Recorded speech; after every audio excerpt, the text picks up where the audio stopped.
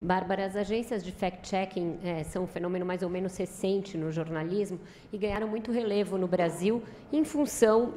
justamente da ascensão desse debate sobre fake news. Recentemente, aqui no Brasil, agências como Aos Fatos, a Lupa, etc., foram submetidas a uma espécie de devassa aí por parte de grupos que tiveram as suas informações checadas pelas agências. Eu queria saber como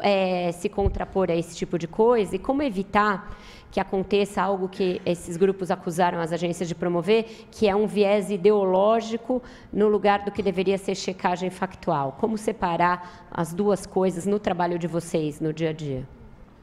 Eu acho que o principal argumento, que a gente tem é o método, a gente tem um método jornalístico para apurar uma notícia, para checar aquela notícia, não só Aos Fatos, como outras agências de checagem aqui no Brasil, nós somos ligados à Rede Internacional de Checadores, a IFCN. A gente passa por auditorias anuais, que a gente tem que cumprir alguns pré-requisitos, então a gente tem que ser muito transparente, por exemplo, em relação às nossas fontes financeiras, transparente às fontes que a gente usa para as checagens, a gente tem que ser apartidário, a gente tem que checar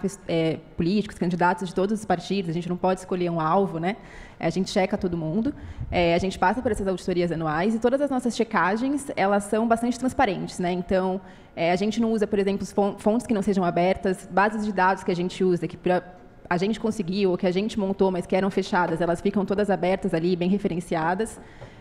O nosso método, os selos que a gente usa, ele também está tudo disponível no nosso site, assim como as biografias de todos os jornalistas. Eu acho que quando a gente fala de checagem, a gente não está falando do viés ideológico de um jornalista ou de outro. A gente está falando de jornalismo, a gente está falando de um método que foi pensado para que essa checagem seja, de fato, idônea e para que ela tenha, de fato, credibilidade. Então, eu acho que a receita para tudo isso é, principalmente, transparência. E eu acho que isso, Aos Fatos e todas as agências de checagem aqui, principalmente essas que, como eu falei, estão credenciadas à IFCN, elas são bastante transparentes. Obrigada, Bárbara.